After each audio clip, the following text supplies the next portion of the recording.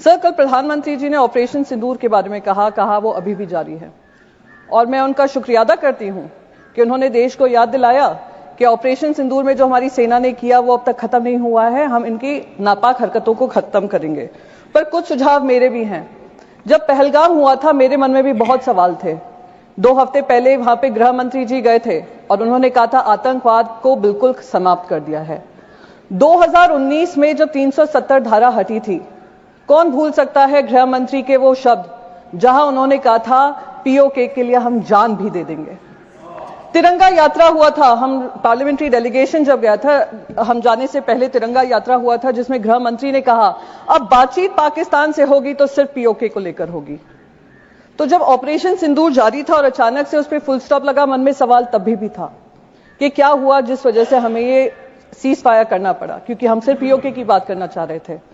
तो अब क्योंकि ऑपरेशन सिंदूर जारी है और प्रधानमंत्री जी ने ये कहा है, तो मैं बस 2-3 चीजें उनके सामने कहना चाहूंगी। सर, ऑपरेशन सिंदूर का हर हिस्सा, चाहे वो फिल्म इंडस्ट्री हो, चाहे वहां की न्यूज चैनल्स हो, चाहे उनके इन्फ्लुएंसर्स हो, हमने सब पे पाबंदी लगाई।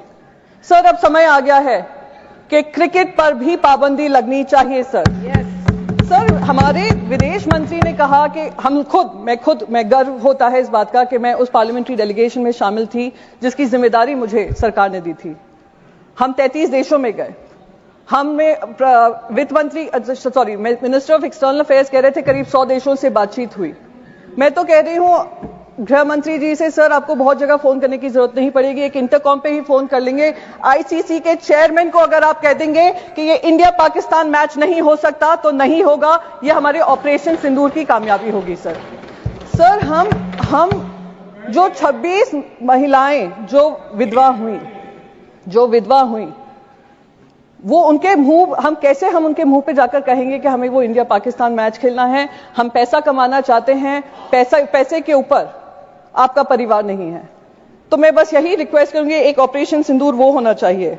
सर, ऑपरेशन सिंदूर में हमने पाकिस्तान को तो मुंह तोड़ जवाब दिया और उसका गर्व है, हम सबको गर्व है, विपक्ष को भी गर्व है क्योंकि विपक्ष आपके साथ खड़ा रहा। जिन लोगों को एंटी नेशनल कहा गया था 2014 से, उन्हीं ने देश का तिरंगा सबसे ऊपर लहराया विदेशों में जाकर। मेरे को उसका गर्व महसूस होता है। सर, पर जो हमारे यहां पर पहलगाम को लेकर इंटेलिजेंस फेलियर हुआ उसकी जवाबदेही किसी ने ली? सर, क्या हमारे इंटेलिजेंस चीफ का इस्तीफा मांगा गया? जी सर, मैं खत्म ही कर दूंगी, मैं ज्यादा समय नहीं लूंगी। सर, बस 20 सेकंड में खत्म कर दूं। सर, उस इंपॉर्टेंट मिशन का हिस्सा थी। इंटेलिजेंस फेलियर जो हुआ उसके तहत किसी ने भी इसकी जिम्मेदारी लेते हुए इस्तीफा लिया? इस्तीफा होने चाहिए सर। तब तक ये ऑपरेशन सिंदूर कंप्लीट नहीं होगा जब तक आउटसाइड वर्ल्ड को तो हमने पाकिस्तान को 2 टूक जवाब देकर अकाउंटेबिलिटी तय की, जब तक इंटरनल अकाउंटेबिलिटी हम तय नहीं करेंगे। सर, सियाचिन वॉर मेमोरियल पे माननीय कवि श्री माखनलाल चतुर्वेदी जी की एक कविता है जो कहती है, मुझे तोड़ लेना वनमाली, उस पद पर देना तुम फेंक, मातृभूमि पर शीश चढ़ाने, जिस पद पर जावे वीर अनेक। इन्हीं शब्दों को याद कर सियाचिन में हमारे जवान हों या शहीद कारगिल के सुरक्षा के समय पे हों या ऑपरेशन सिंदूर को लेकर हों या ऑपरेशन महादेव जो हुआ है, उन सबको याद कर नमन कर मैं उनकी शौर्य गाथा मैं उम्मीद करती हूं हमारा देश सदैव गाएगा।